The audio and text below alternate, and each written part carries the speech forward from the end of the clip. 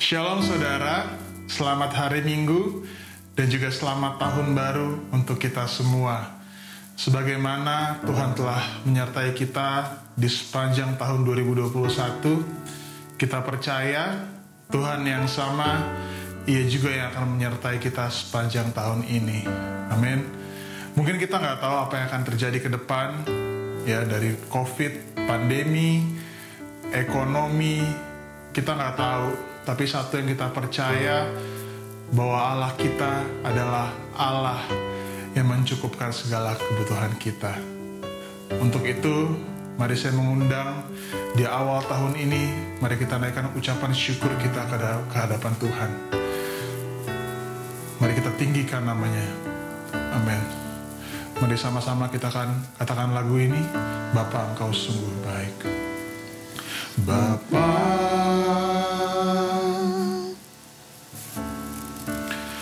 Engkau sungguh baik, kasih-Mu melimpah di hidupku. Bapakku berterima kasih. Bapa,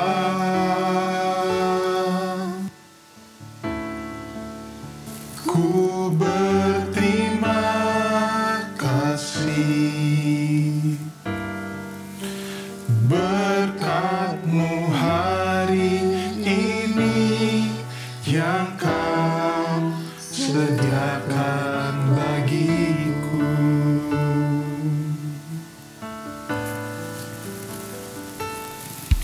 Bapa,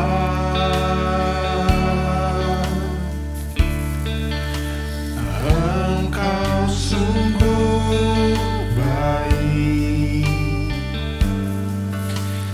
kasih-Mu melimpah di hidupku.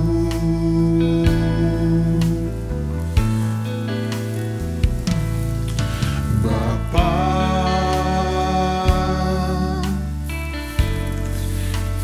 ku berterima kasih, berkat-Mu hari ini yang Kau sediakan bagiku. Ku naikkan syukurku buat hari yang Kau beri, tak habis-habisnya kasih dan rahmat-Mu selalu baru,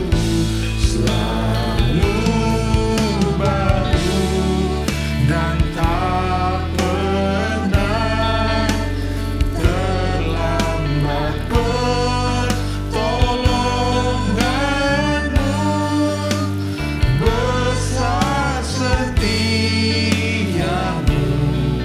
di sepanjang hidupku.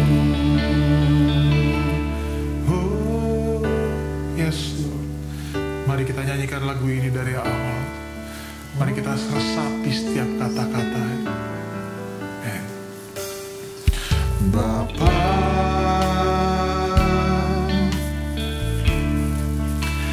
Engkau sungguh baik, kasih-Mu melimpah di hidupku. Oh,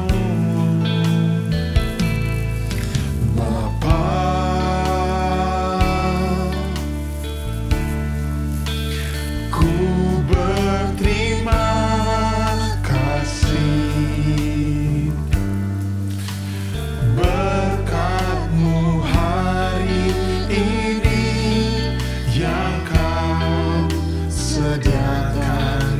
bagiku. Mari kita angkat kedua tangan kita. Naikkan syukurku buat hari yang Kau beri. Tak habis-habisnya kasih dan rahmat-Mu. Selalu baru dan tak pernah terlambat pertolongan-Mu. Besar setiamu di sepanjang hidupku. Katakan besar setiamu. Naikkan syukurku buat hari yang Kau beri. Tak habis-habisnya kasih dan rahmat-Mu. Selalu baru dan tak pernah terlambat pertolongan-Mu. Besar setiamu di sepanjang hidupku. Besar setiamu. Oh, besar setia. Katakan besar setiamu. Besar setiamu. Sekali lagi katakan. Besar setiamu di sepanjang hidupku.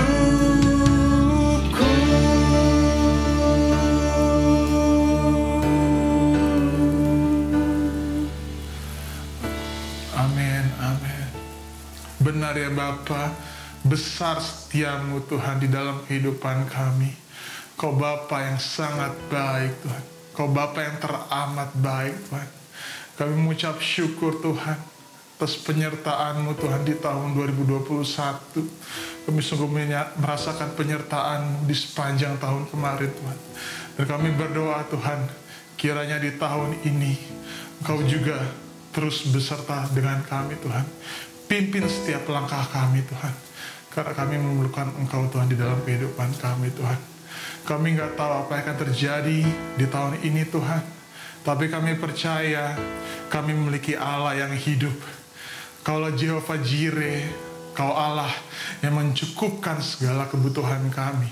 Engkaulah Jehovah Rafa, Kaulah Allah yang menyembuhkan segala penyakit kami. Dan Engkau adalah Jehovah Shalom, Allah yang memberikan kami damai sejahtera. Terima kasih ya Bapa, kami mengundang hadirat-Mu dimanapun kami berada, kapanpun kami menonton ibadah ini. Kiranya hadirat-Mu, Roh Kudus-Mu hadir beserta dengan kami. Terima kasih ya Bapa, dan di dalam nama Tuhan Yesus kami sudah berdoa dan mengucap syukur. Amin, amin. Shalom saudara, sekarang saatnya kita akan meninggikan dan memuji Tuhan kita. Mari saya undang kita semua bangkit berdiri. Mari kita bertepuk tangan, mari kita tinggikan Tuhan kita. Amin.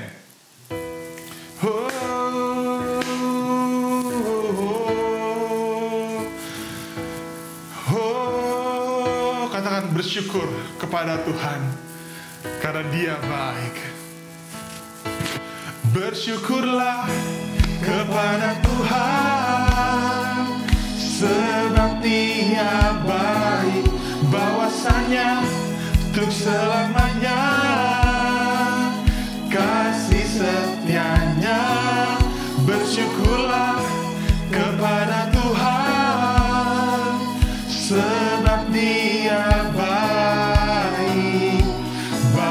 bawasanya tuh selamanya, kasih setianya.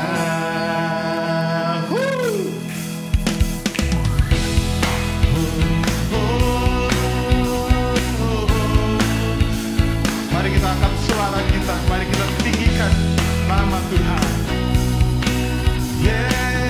Katakan, datanglah ke bait-Nya.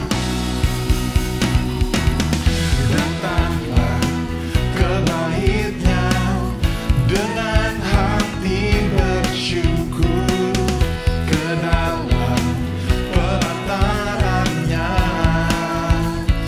dengan hati bersuka, rasakan dan lihatlah betapa baiknya Tuhan bagi yang berlindung padanya.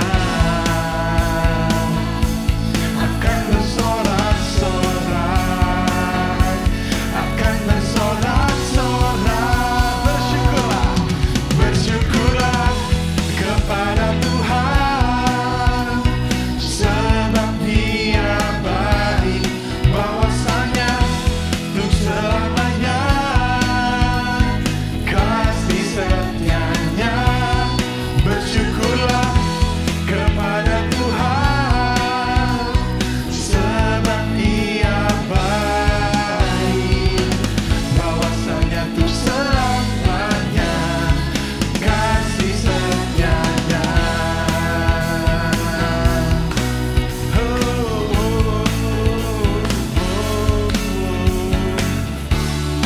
Mari kita nyanyi lagu ini dari awal. Datanglah ke bait-Nya dengan hati bersyukur, ke dalam pelataran-Nya. Dengan apa?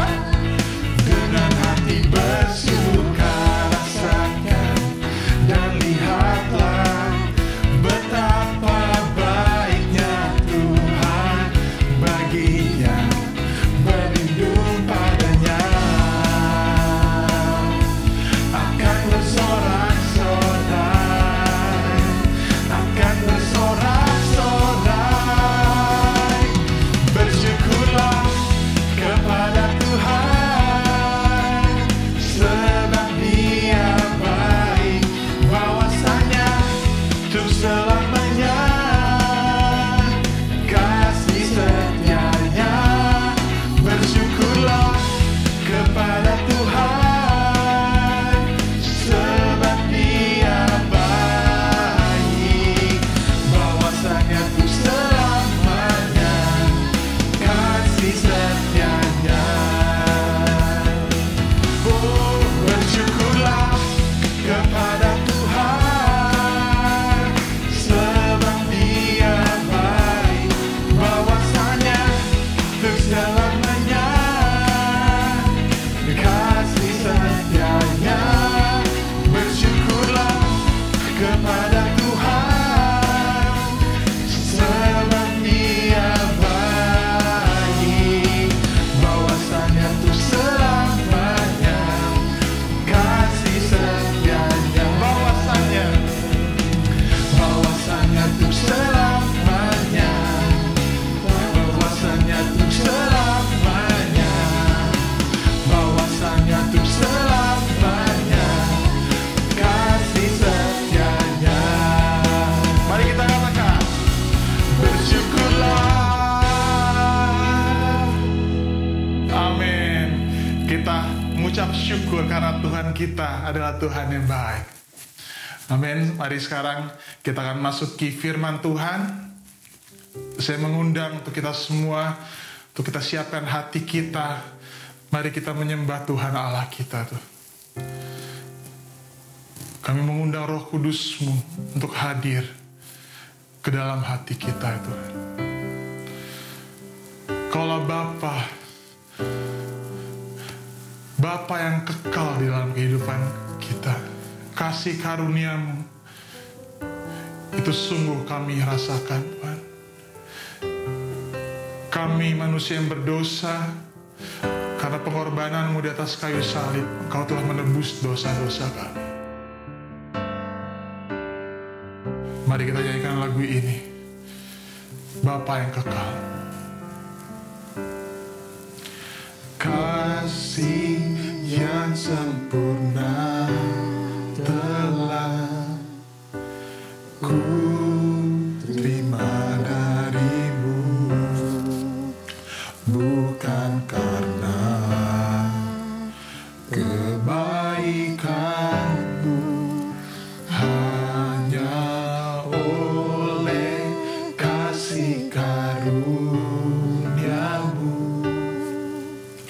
kau pulihkan aku, layakkanku untuk dapat memanggilmu Bapa. Kau yang ku pinta saat ku mencari, ku mendapatkan. Ku ketuk pintumu dan kau bukakan, sebab kau Bapakku, Bapa yang kekal. Takkan kau biarkan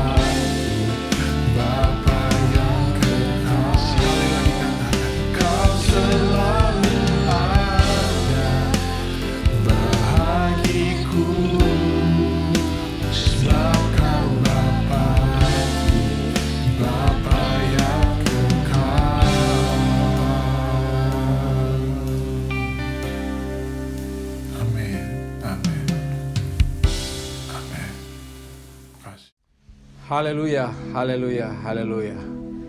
Saudara yang dikasihi Tuhan Yesus Kristus, pertama sekali saya mengucapkan selamat tahun baru bagi kita semua, karena kita sudah memasuki tahun 2022, minggu pertama tanggal 2 Januari ini kita beribadah walaupun secara online. Dan kita sudah memuji Tuhan dalam ibadah raya kita, dan tiba saatnya kita akan mendengarkan firman Tuhan. Dan untuk itu saya mengajak kita untuk berdoa. Mari kita berdoa. Kami mengucap syukur padamu Bapa Allah kami dalam nama Tuhan Yesus Kristus, sebab kami sudah melewati tahun 2021 dan kami sekarang berada di tahun 2022. Minggu pertama ini kami boleh beribadah secara virtual. Kami percaya Engkau hadir di tengah-tengah ibadah kami. Kami sudah memuji meninggikan Engkau lewat pujian kami. Dan di tengah-tengah ibadah ini Engkau menyediakan waktu bagi kami untuk mendengarkan firman-Mu. Hamba berdoa dalam nama Tuhan Yesus Kristus. Biarlah Tuhan mengurapi hamba-Mu yang Kau percayakan hari ini berbicara, mempersiapkan setiap telinga dan hati menerima kebenaran firman-Mu, sehingga kami boleh diperlengkapi lewat kebenaran firman-Mu. Kami boleh menjalani tahun 2022 bersama dengan Tuhan melalui firman-Mu. Berfirmanlah Engkau Bapa, kami siap diberkati dalam nama Tuhan Yesus Kristus. Haleluya. Semua yang percaya berkata amin. Saudaraku yang kasih Tuhan Yesus Kristus, kita pengerja dari GPC Raden Saleh telah memutuskan, telah mengambil satu tema selama tahun 2022 ini, yaitu Tuhan Yesus, sumber pengharapan. Dan pada bulan Januari ini kita juga sudah memilih tema selama sebulan ini dengan tema Yesus Kristus, pengharapan kita. Dan nanti di akhir ibadah ini kita akan masuk dalam perjamuan kudus, dan kita percaya lewat perjamuan kudus ini kita mengingat penderitaan Tuhan Yesus, dan Tuhan Yesus akan menyertai perjalanan kita tahun 2022. Katakan amin. Iya. Dan minggu pertama tahun 2022 pada bulan Januari ini saya menyampaikan firman Tuhan, yaitu Kristus Yesus, dasar pengharapan kita, yang terambil dari 1 Timotius pasal 1. 1 Timotius pasal 1 ayat yang pertama. Jelas tertulis di sini, saudaraku. Mari kita lihat Alkitab kita. Saya akan bacakan dan saudara lihat Alkitab saudara. Demikianlah firman Tuhan. 1 Timotius pasal 1 ayat 1. Dari Paulus, Rasul Kristus Yesus. Saya ulangi. Dari Paulus, Rasul Kristus Yesus menurut perintah Allah, Juru Selamat kita, dan Kristus Yesus, dasar pengharapan kita. Saudaraku, perhatikan, Paulus menulis surat kepada Timotius, hamba Tuhan yang dipilih, dan dia menulis surat ini dari Paulus, Rasul Kristus Yesus menurut perintah Allah, Juru Selamat kita, dan Kristus Yesus, dasar pengharapan kita. Saudaraku, kalau Alkitab sudah mengatakan bahwa Kristus Yesus dasar pengharapan kita, tentu ini adalah suatu kebenaran. Dan mari kita lihat dengan tema ini, saudaraku, juga tema tahunan kita, bahwa di situ dikatakan Tuhan Yesus sumber pengharapan kita selama setahun ini, tema itu. Dan selama sebulan ini kita akan mendengarkan Yesus Kristus pengharapan kita, dan tema hari ini yaitu Kristus Yesus pengharapan kita. Dan kita lihat apa dikatakan Alkitab soal ini. Tentu ketika Rasul Paulus mengatakan bahwa Kristus Yesus adalah dasar pengharapan kita, pasti ada alasannya.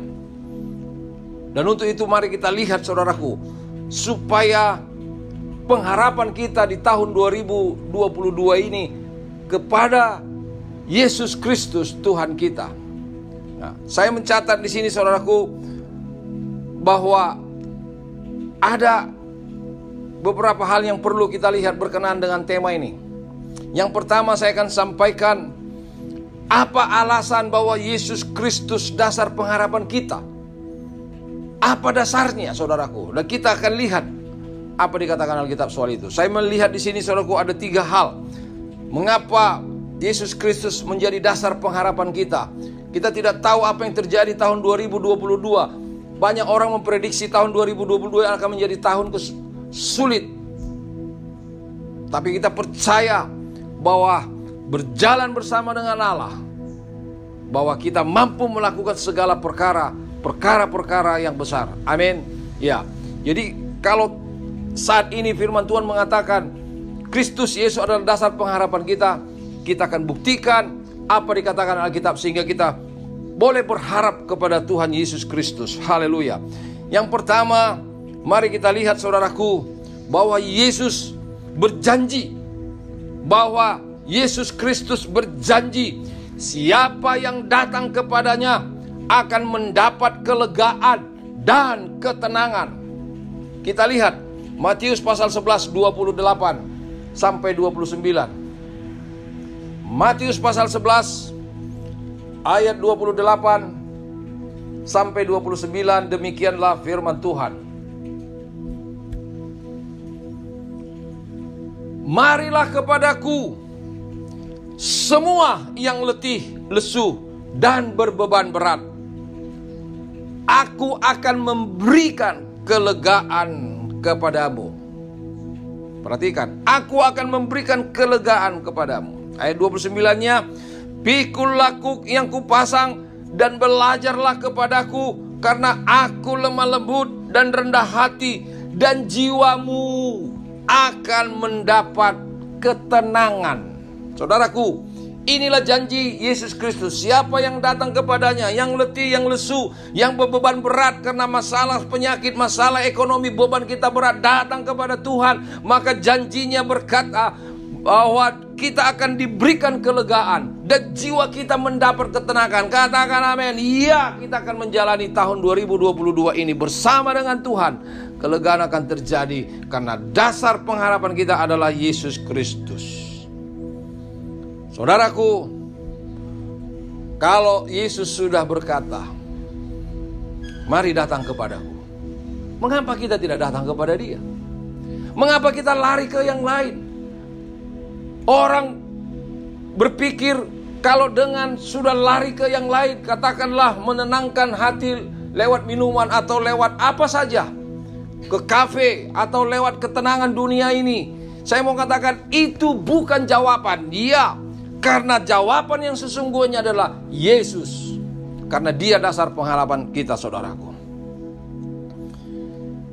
Jadi jangan kita lari kemana-mana. Tahun 2022 ini, kalaupun ada kesulitan menimpa dunia ini, termasuk Indonesia, termasuk di mana kita tinggal, datang kepada Tuhan. Dia akan memberikan kelegaan. Artinya Dia mampu menolong kita sehingga ada solusi yang akan kita capai. Ada yang kita jalani, ada yang menjadi pemecah dalam persoalan hidup kita. Amin. Itu hal yang pertama. Mengapa, saudaraku, Yesus Kristus menjadi dasar pengharapan kita? Karena Dia sendiri yang berjanji. Oleh karena itu, mari kita datang kepada Tuhan Yesus. Jangan datang ke yang lain, atau datang kepada orang yang menurut kita lebih hebat. Boleh-boleh saja kita diskusi, tapi solusi ada di tangan Tuhan. Bahwa Dia menjanjikan kepada kita bahwa Dia akan memberikan ketenangan dan kelegaan. Mungkin kalau kita datang kepada orang lain bisa membuat kita bingung, tapi kalau kita datang kepada Tuhan, Dia akan memberikan jawaban yang terbaik. Amin. Ya, itu alasan yang pertama. Mengapa Kristus Yesus menjadi dasar pengharapan kita? Ya. Yang kedua, kita akan lihat Alkitab, saudaraku. Bahwa apa yang dikatakan Yesus pasti terjadi. Mengapa saya katakan demikian? Kita akan lihat, saudaraku. Kita baca dulu Yohanes 14 ayat yang ke-6. Apa janji Tuhan tentang itu? Yohanes 14 ayat yang ke-6.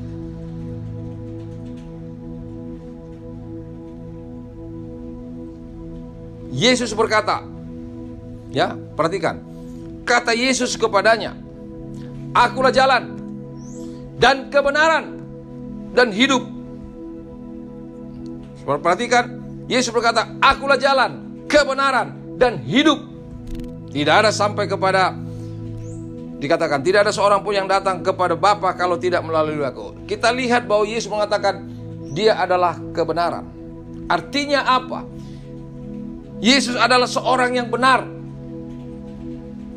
Apa yang dikatakannya tidak pernah salah. Apa yang dikatakannya tidak pernah meleset. Jadi janjinya tadi itu pasti terjadi. Apa yang dikatakan oleh Yesus pasti terjadi, saudaraku. Dia mengatakan dia adalah kebenaran. Dan apa kata Alkitab soal kebenaran? Kita lihat 1 Yohanes pasal 2 ayat 21. 1 Yohanes pasal 2 ayat 21. Firman Tuhan berkata demikian.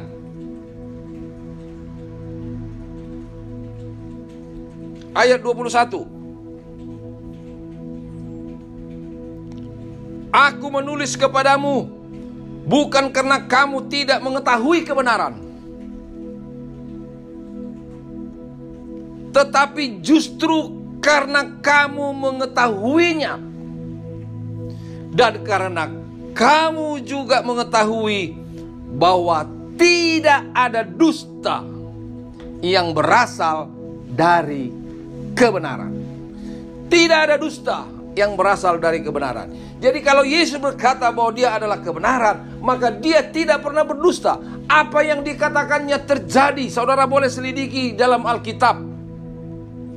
Dia berkata kepada Petrus, Rasul Petrus, sebelum ayam berkokok, engkau sudah 3 kali menyangkal aku.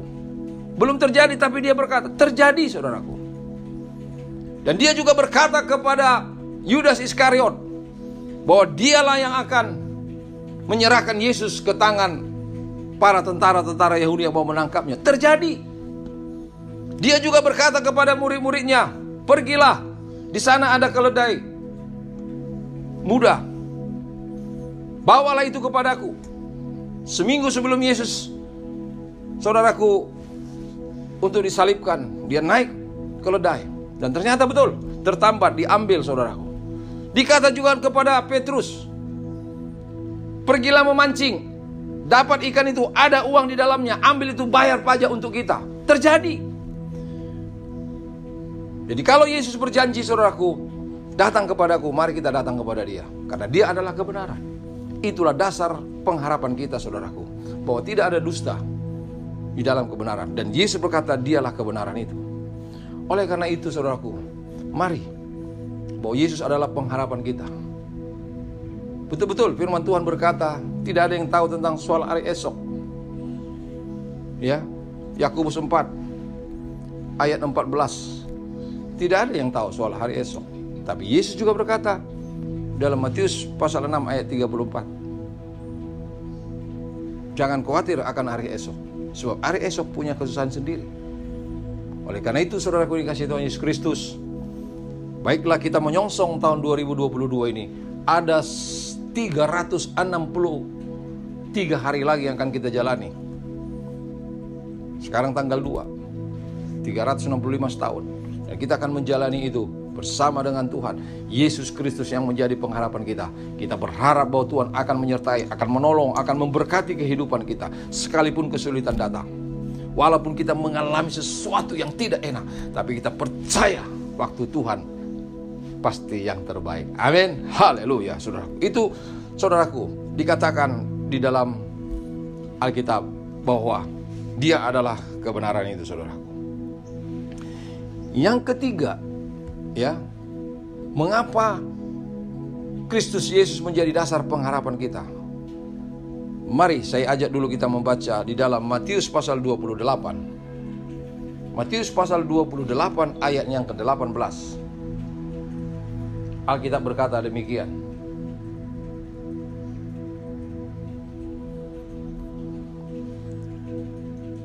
Yesus mendekati mereka, mendekati murid-muridnya, saudaraku. Dia berkata, perhatikan, Yesus berkata, Yesus mendekati mereka dan berkata, kepadaku telah diberikan segala kuasa di sorga dan di bumi. Perhatikan, Yesus berkata, kepadaku sudah diberikan kuasa di sorga dan di bumi, saudaraku. Artinya bahwa Tuhan Yesus Kristus yang menjadi Tuhan dan Juru Selamat kita, Dialah yang berkuasa penuh di dunia ini. Dia yang bisa menggerakkan segala sesuatu. Dia yang bisa menciptakan segala sesuatu. Dan memang betul, kalau saudara membaca di dalam Injil Yohanes pasal 1, pada mulanya adalah firman, dan firman itu bersama-sama dengan Allah, dan firman itu adalah Allah sendiri, saudara-saudara. Dan di situ dikatakannya ayat yang kedua, segala sesuatu diciptakan oleh Dia, oleh firman itu. Dia berfirman jadi, saudaraku. Dan kalau saudara baca kitab Kejadian, Dia hanya berfirman, jadilah terang, jadi terang. Jadilah cakrawala, jadi cakrawala, saudaraku. Jadi memang Dia berkuasa penuh dalam hidup kita, saudaraku. Segala kuasa ada di tangan Tuhan kita, Yesus Kristus. Kita melihat banyak contoh-contoh di Alkitab, apa yang dikatakannya terjadi, apa yang dikatakannya benar-benar nyata, saudaraku. Kalau kita membaca di dalam Injil Yohanes pasal 11, saudara boleh baca ayat 39 sampai 44. Yesus berkata, Lazarus bangkitlah engkau. Dia bangkit, saudaraku. Artinya bahwa Yesus mampu membangkitkan orang mati. Dan itu tanda bahwa ada kebangkitan dari antara orang mati. Lazarus yang mati sudah 4 hari, saudaraku, dia boleh bangkit.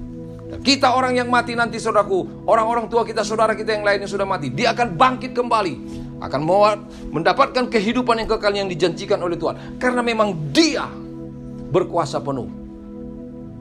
Jadi saudaraku, kita tidak salah kalau kita menjadikan Yesus Kristus menjadi dasar pengharapan kita. Karena Dia mampu. Itulah bukti bahwa Dia berkuasa, mampu membangkitkan orang mati. Belum ada orang di dunia ini yang bisa membangkitkan orang mati. Sudah dikubur 4 hari, saudaraku. Lalu kalau kita melihat lagi di dalam Injil Matius pasal 15 ayat 28, saudaraku. Kemudian juga Matius 19 ayat 29 sampai 34, bagaimana Dia mampu menyembuhkan orang sakit. Ya, kita bisa melihat lagi, saudaraku, bahwa orang yang sudah mengalami pendarahan 12 tahun, asalku jamah saja jubahnya, aku sembuh. Dan orang itu beriman kepada Yesus, menjamah jubah Yesus, dan Yesus mengatakan, siapa yang menjamah jubahku?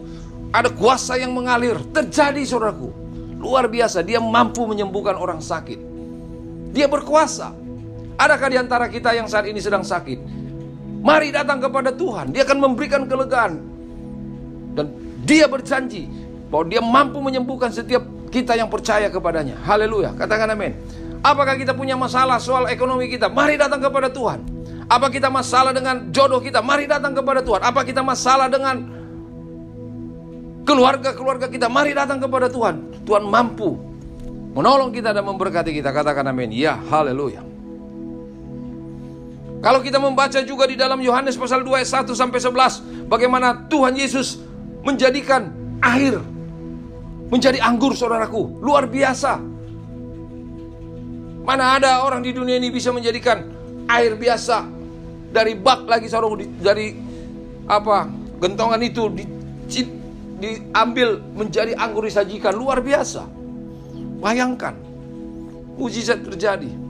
Saya sudah beberapa kali mengalami mukjizat di dalam Tuhan. Sudah berkali-kali saya saksikan itu. Bukan hanya saya mengalami, tapi penyertaan juga dalam pelayanan, saudaraku. Orang lumpuh berjalan. Anak, saudaraku, sintua dari satu gereja kita GPC di Belawan. Pendetanya menangis ketika melihat mukjizat itu. Memang Tuhan mampu memberikan mukjizat. Tuhan mampu mengadakan mukjizat lewat kita, lewat hamba-hamba Tuhan. Tuhan mampu memberikan mukjizat itu. Nama Tuhan ditinggikan, dipermuliakan. Jadi mukjizat itu masih ada, saudaraku. Jangan sekali-sekali mencelah orang yang diurapi Tuhan sehingga terjadi mukjizat, saudaraku. Ada banyak orang korban. Saya dengar sendiri, saudaraku. Wah, terjadi mukjizat meninggikan diri. Tidak ada itu. Yang ditinggikan adalah Tuhan, saudaraku. Haleluya. Kita percaya mukjizat masih terjadi. Amin. Haleluya. 5 roti dan 2 ikan. Kita menyaksikan di dalam Yohanes, saudaraku, pasal yang ke-6. 9 sampai 14. 5.000 orang laki-laki. Itu baru laki-laki, belum perempuan, belum anak-anak. 5 roti, saudaraku. Ya. Dan 2 ikan bisa mampu memberikan makan 5.000 orang lebih, saudaraku. Kalau kita melihat juga di dalam kitab Perjanjian Lama, bagaimana Elia tepung yang sedikit, minyak yang sedikit bisa tetap boleh ada di rumah janda miskin itu, saudaraku, yang di Sarfat itu. Terjadi mukjizat. Artinya apa? Memang kuasa ada di tangan Yesus Kristus, Allah yang hidup itu, saudaraku. Murid-murid Tuhan percaya bahwa Yesus itu adalah Allah yang hidup. Dan dia adalah memang Allah kita yang hidup. Dia yang datang ke dunia. Baru saja kita merayakan kelahirannya. Dia Allah yang menjelma menjadi manusia. Dia Allah kita, dia Tuhan kita, dia juru selamat kita. Dia yang benar, membenarkan kita, saudaraku. Haleluya. Dan yang terakhir saya mau katakan bahwa dia juga mampu mengampuni orang yang berdosa. Matius pasal 9 ayat 2 sampai 8. Dan orang yang disembuhkan itu dikatakan dosamu sudah diampuni. Orang-orang Farisi komplain dengan itu.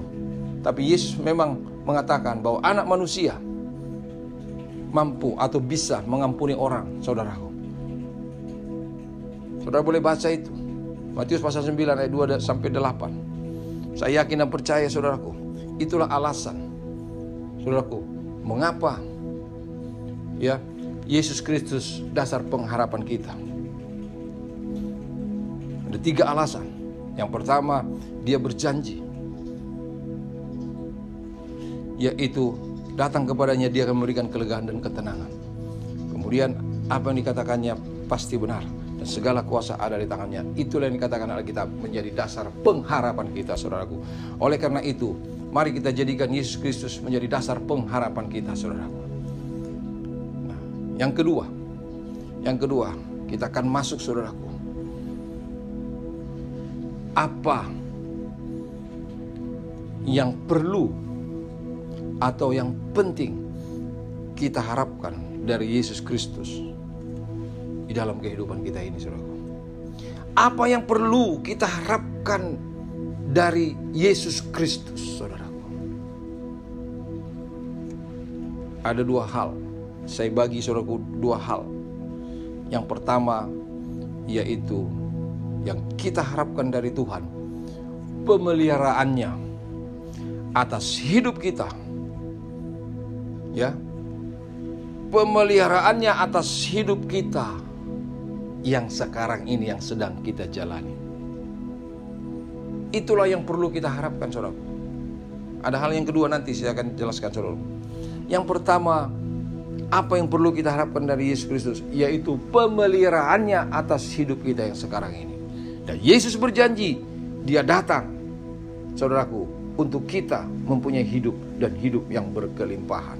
Itulah yang apa yang dikatakan Alkitab. Saya akan bacakan Yohanes pasal 10 ayat 10. Yohanes pasal 10 ayat 10. Yesus berkata, pencuri datang hanya untuk mencuri dan membunuh, tetapi aku datang. Mari kita baca Yohanes pasal 10 ayat 10. Di situ dikatakan, pencuri datang hanya untuk mencuri dan membunuh dan membinasakan. Siapa yang dikatakan itu? Itu adalah iblis. Lalu dia berkata, aku datang supaya mereka mempunyai hidup dan mempunyainya dalam segala kelimpahan. Jadi, saudaraku, bahwa Yesus datang ke dunia ini supaya kita mempunyai hidup dan mempunyai hidup yang berkelimpahan. Sehingga hidup kita yang sudah diberkati ini melimpah meluap, saudaraku, seperti bejana atau gelas yang sudah dilimpahi, saudaraku, air penuh dan melimpah mengalir. Dan saya percaya Tuhan mampu memberkati saudara dan saya. Dan itulah yang kita harapkan dalam hidup yang sekarang ini, pemeliharaannya atas kita. Dia menjanjikan itu, saudaraku, bahwa dia datang ke dunia ini supaya kita mempunyai hidup dan mempunyainya segala kelimpahan. Pak Pendeta, tapi sekarang saya sedang mengalami kekurangan. Tidak apa-apa. Memang akan banyak pergumulan yang kita hadapi. Banyak orang yang mengalami pergumulan, termasuk saya. Jangan saudara pikir pendeta tidak punya masalah. Banyak, bahkan bisa lebih banyak dari orang-orang yang bukan pendeta, saudaraku. Tapi kita sebagai hamba Tuhan yang percaya kepada Dia, yang menaruh harapan kepada Dia. Dan janji Tuhan mengatakan itu, diberkatilah orang yang menaruh harapan kepada Allah, kepada Tuhan kita. Nah, saudaraku, saya mau mengajak kita bahwa dalam hidup ini memang penuh dengan pergumulan. Saya akan mengajak kita membacanya di dalam Roma pasal 8 ayat 20 sampai 23. Roma 8 ayat 20 sampai 23, saudaraku. Demikian firman Tuhan. Ayat 20 mulai.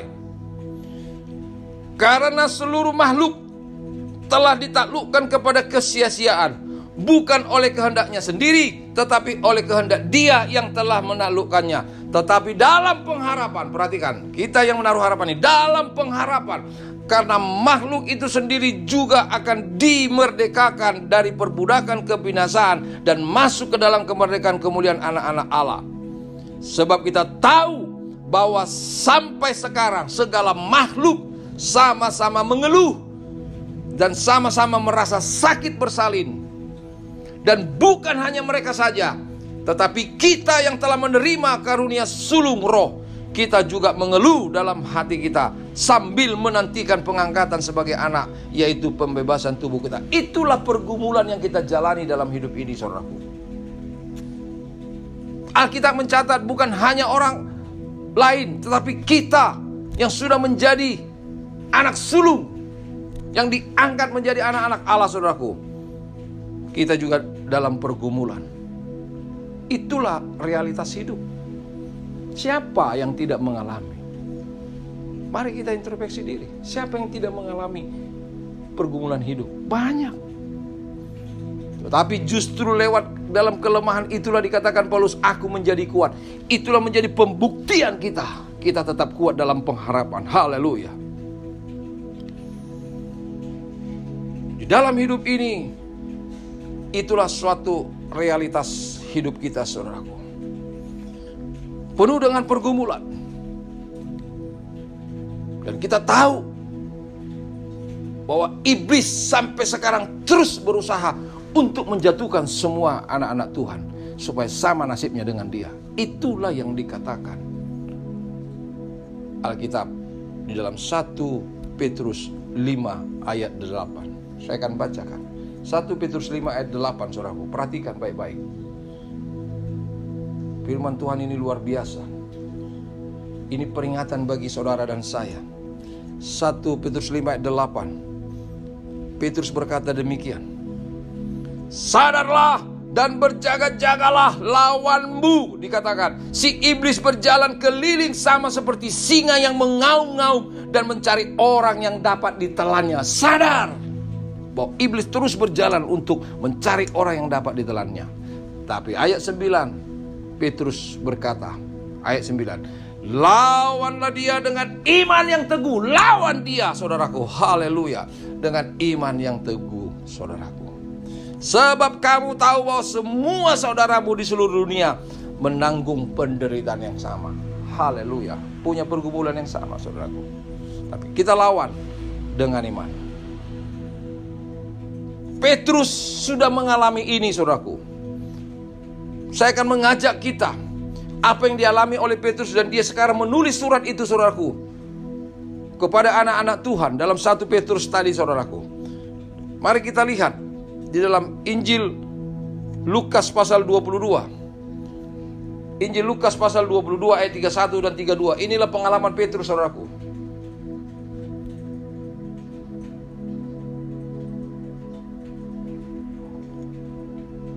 Injil Lukas, di situ dikatakan pasal 22 ayat 31.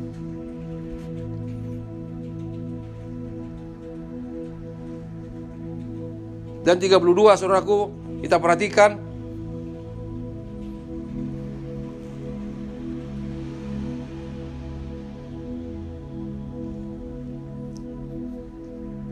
Lukas 22 ayat 31 dan 32. Perhatikan baik-baik, saudaraku. Simon, Simon, lihat, iblis telah menuntut untuk menampi kamu seperti gandum. Tetapi aku telah berdoa untuk engkau, supaya imanmu jangan gugur. Dan engkau, jikalau engkau sudah insaf, kuatkanlah saudara-saudaramu. Yesus sudah mengingatkan Petrus seperti yang saya katakan tadi, bahwa dia menyangkali Yesus. Tapi puji Tuhan, karena Yesus berdoa bagi dia, dan dia bertobat, dia mengakui kesalahannya, dia menyesal, saudaraku, dan dia insaf. Maka dia mengatakan bahwa iblis terus mengintai, memantau untuk setiap orang yang akan ditelan. Tapi lawan dia dengan iman. Dan akhirnya Petrus memiliki iman yang teguh, mengalahkan itu semua. Dia bangkit, dia tidak mau lagi, saudaraku, untuk bermain-main.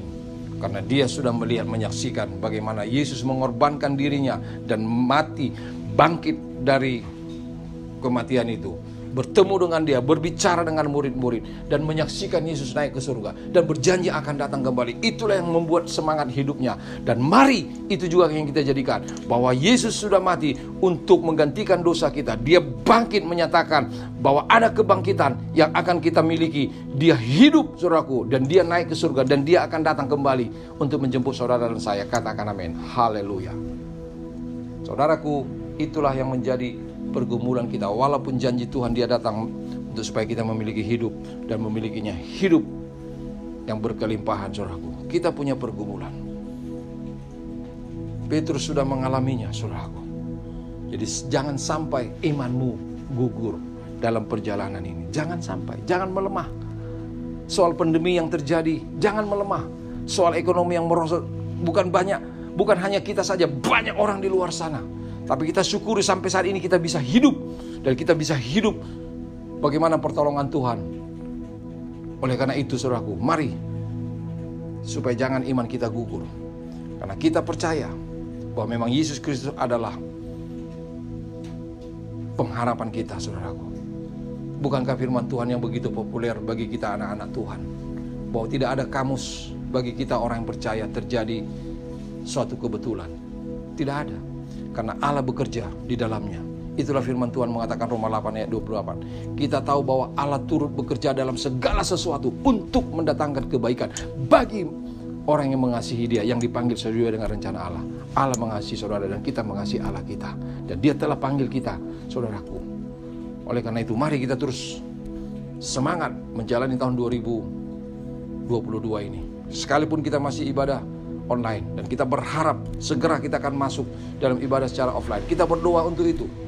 Ya, kita cari tempat dan kita ikuti flow-nya Tuhan. Jangan kita membantah, jangan kita mau keinginan kita, tapi ikut flow-nya Tuhan. Kita lihat mana tanda-tanda yang Tuhan berikan, kita terima dan kita jalan terus, saudaraku. Dan kita lihat nanti selama bulan ini, karena libur Natal tahun baru ini, apakah Omikron bisa berkembang atau pandemi yang lain.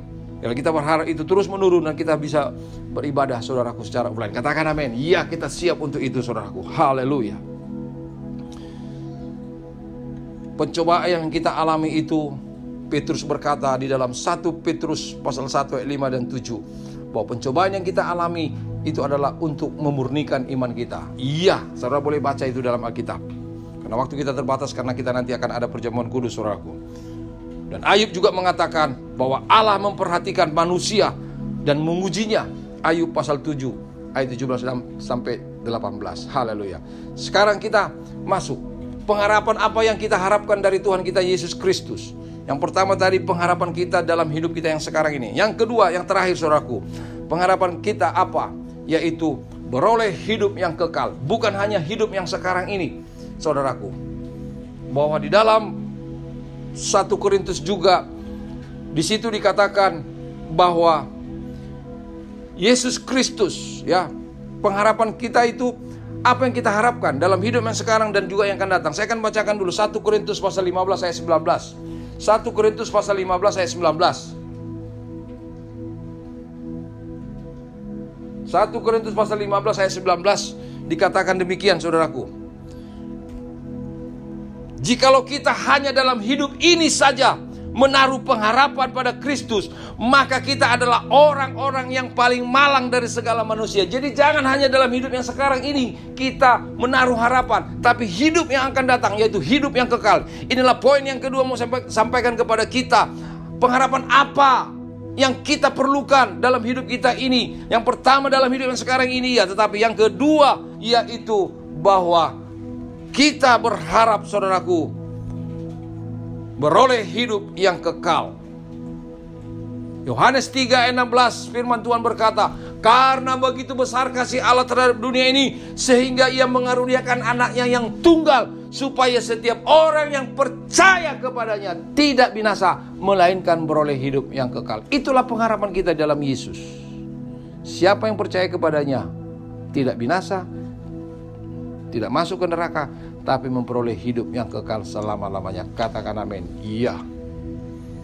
Saudaraku, bahwa kita diselamatkan itu karena kasih karunia. Iya. Tapi perhatikan apa yang dikatakan Alkitab dalam Efesus pasal 2 ayat 8. Bahwa kita diselamatkan. Saya yang mengajak membacanya. Perhatikan baik-baik apa dikatakan firman Tuhan ini. Efesus pasal 2. Efesus pasal 2, saudaraku, ayat 8 firman Tuhan berkata demikian. Sebab karena kasih karunia kamu diselamatkan oleh iman. Perhatikan, karena kasih karunia kita diselamatkan oleh iman. Itu bukan hasil usahamu, tetapi pemberian Allah, saudaraku. Jadi Allah memberikan iman kepada saudara, dan iman itulah yang harus kita pertahankan. Makanya Petrus berkata, jangan gugur imanmu. Itulah yang harus kita pertahankan, saudaraku. Iman yang Tuhan sudah berikan kepada kita itu, yang kita terima di dalam Yesus Kristus, yang di dalam Dia ada keselamatan itu. Iman ini jangan sampai gugur oleh karena tawaran dunia, harta, jabatan, dan sebagainya, kenikmatan daging yang kita harapkan. Tetapi iman kita gugur, maka kita akan binasa, saudaraku. Jadi saudaraku dikasihi Tuhan Yesus Kristus, memang ada kontribusi kita kalau kita mau mendapatkan keselamatan hidup yang kekal itu, yaitu iman kita. Kasih karunia iya, pemberian Tuhan iya, termasuk iman pemberian Tuhan iya, tetapi itu harus kita pertahankan. Itulah yang menjadi kontribusi kita. Jadi jangan sekali-kali kita mengatakan bahwa keselamatan tidak ada kontribusi manusia. Pasti ada, yaitu iman di dalam Yesus Kristus yang ada pada kita. Itu yang harus kita pertahankan. Jadi kalau mengatakan bahwa tidak ada kontribusi manusia untuk keselamatan, itu tidak alkitabiah. Kita sudah mendengarkan firman Tuhan banyak yang kita dengar pada hari ini. Supaya jangan iman gugur kita, sehingga iblis menelan kita. Kita lawan dengan iman. Itu dia, saudaraku. Dan Alkitab mengatakan iman tanpa perbuatan. Yakobus pasal 2 ayat 22, ayat 24 dan ayat 26. Iman tanpa perbuatan adalah mati. Artinya, saudaraku, iman itu harus ditunjukkan lewat perbuatan. Nggak ada bukti. Engkau mengatakan beriman tapi perbuatanmu tidak menunjukkan, itu salah besar. Hanya kita mengatakan, hanya kita mengklaim, tapi kita tidak punya iman sesungguhnya. Kalau kita tidak bisa mengasihi orang yang bersalah, saudaraku, artinya kita tidak punya iman. Bahwa Alkitab juga mengatakan kita tidak akan diampuni. Saudara, jangan pernah untuk tidak mengasihi orang yang bersalah. Ampuni dia. Bahkan bila perlu musuhmu dikatakan. Haleluya. Oleh karena itu, saudaraku dikasihi Tuhan Yesus Kristus, jemaat yang dikasihi Tuhan, mari biarlah firman Tuhan hari ini yang menjadi Yesus Kristus dasar pengharapan kita, kita terima itu, saudaraku. 3 alasan dan apa yang kita harapkan tadi juga, hidup yang sekarang ini dan yang akan datang. Saya yakin dan percaya, biarlah firman ini boleh memberkati kita.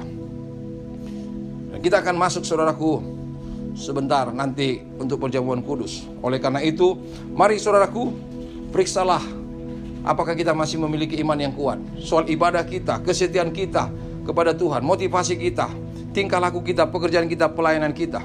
Bekerjalah bukan hanya untuk upah yang fana, tetapi untuk upah yang abadi. 1 Korintus pasal 9 ayat 25 dan Wahyu 14 ayat 13, saudaraku, bahwa pekerjaan mereka menyertai mereka dalam kematiannya. Biarlah firman Tuhan ini boleh memberkati kita semua. Haleluya. Saudaraku, sekarang kita akan masuk perjamuan kudus, dan mari kita mempersiapkan diri. Roti dan anggur kita persiapkan, hati dan pikiran kita juga kita persiapkan untuk melakukan perjamuan kudus. Sebelum kita melakukan perjamuan kudus, saya ajak kita untuk berdoa. Mari kita berdoa. Ya Allah kami, di dalam nama Tuhan Yesus Kristus, Kami sudah mendengarkan firman-Mu Tuhan. Hamba berdoa di dalam nama Tuhan Yesus Kristus, materaikanlah firman-Mu itu bagi kami, menjadi pelita bagi kaki kami, terang bagi jalan kami ya Tuhan. Sebentar kami akan melakukan perjamuan kudus. Sebelum kami melakukan perjamuan kudus ini, lawat kami Tuhan, persiapkan setiap hati kami. Kami akan memakan roti yang melambangkan tubuh Yesus Kristus yang rela tercabik-cabik. Dan kami akan meminum anggur yang melambangkan darah Yesus Kristus yang tercurah di kayu salib untuk menyucikan segala dosa kami. Ya Bapa, ya Tuhan kami, lawat kami semua. Biarlah seluruh jemaat dan pengerja GPC Raden Saleh, yang lemah Tuhan kuatkan, yang sakit Tuhan sembuhkan, yang berkekurangan cukupkan segala keperluan kebutuhan, yang putus asa Engkau berikan pengharapan yang baru. Kami yakin dan percaya Tuhan, sebagaimana kami melewati tahun 2021 bersama dengan Tuhan, dan kami akan memasuki tahun 2022 ini bersama dengan Tuhan kami Yesus Kristus. Berkati kami semua ya Tuhan. Terpujilah Engkau kekal selama-lamanya. Di dalam nama Tuhan Yesus Kristus kami berdoa mengucap syukur. Haleluya. Amin. Saudaraku, mari kita pegang roti yang melambangkan tubuh Tuhan Yesus Kristus. Dan saya mengajak kita untuk mendengarkan firman Tuhan. Saya akan berikan aba-aba untuk itu. Angkatlah roti ini melebihi atas kepalamu. Demikianlah firman Tuhan.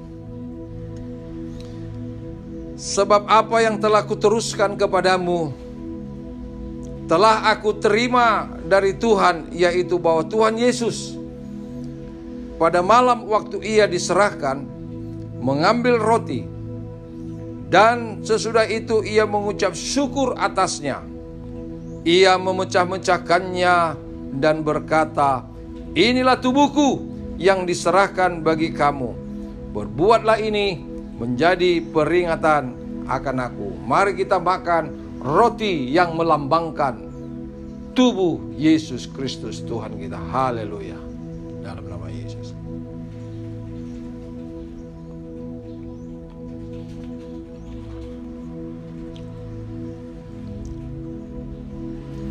Dan sekarang peganglah cawan ini yang berisi anggur.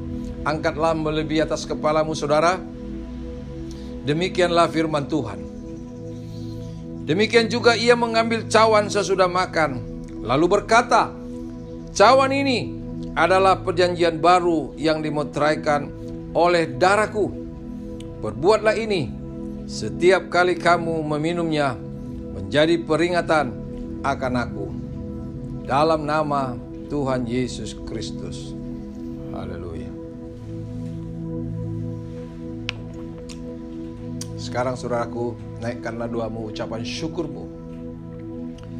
Terima kasih Tuhan buat tubuhmu yang kau korbankan bagi kami, buat darahmu yang kau sudah curahkan bagi kami, yang dilambangkan oleh roti dan anggur ini.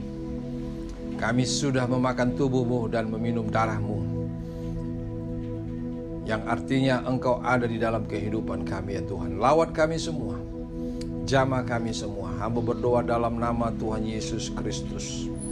Berkatilah seluruh jemaatmu GPC Raden Saleh dan para hamba-hambamu pengerja GPC Raden Saleh. Berkati rumah tangga mereka ya Tuhan. Berkati pekerjaan mereka, berkati pelayanan mereka, berkati segala usaha mereka. Yang sakit Tuhan jamah dan sembuhkan, yang lemah Tuhan kuatkan, yang putus asa Engkau berikan pengharapan yang baru. Mereka yang berkekurangan Tuhan cukupkan segala kebutuhan keperluan mereka ya Tuhan. Kami berdoa, bawalah jemaat-Mu ini Tuhan ke padang rumput yang hijau, ke dalam air yang tenang. Di sanalah lapar dan dahaga mereka dipuaskan. Ya Bapa, ya Tuhan kami, berkati kami seluruh jemaat GPC Raden Saleh dan para hamba-hamba-Mu. Kami merindu Tuhan untuk kami dapat beribadah secara offline. Buka pintu untuk itu Tuhan.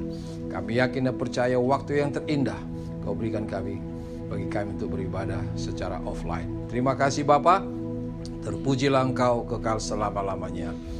Kami berdoa biarlah Tuhan memberkati setiap jemaat-Mu yang setia memberikan persepuluhan, memberikan persembahan untuk gereja-Mu GPC Raden Saleh ini. Berkati mereka ya Tuhan. Jadilah kehendak-Mu atas kami di dalam nama Tuhan Yesus Kristus. Hamba berdoa dan mengucap syukur. Haleluya. Semua yang percaya berkata, amin. Haleluya. Mari saudaraku, kita akan masuk dalam doa berkat. Mari kita angkat tangan kita terima berkat. Tuhan memberkati engkau dan melindungi engkau. Tuhan menyinari engkau dengan wajah-Nya dan memberi kau kasih karunia. Tuhan menghadapkan wajah-Nya kepadamu dan memberi kau damai sejahtera. Diberkatilah hidupmu, diberkatilah rumah tanggamu, diberkatilah segala aktivitasmu, diberkatilah keluar masukmu. Dan kita memasuki tahun 2022 ini bersama dengan Tuhan Yesus Kristus, Allah yang hidup. Haleluya. Tuhan memberkati kita semua. Yang percaya berkata, amin. Haleluya.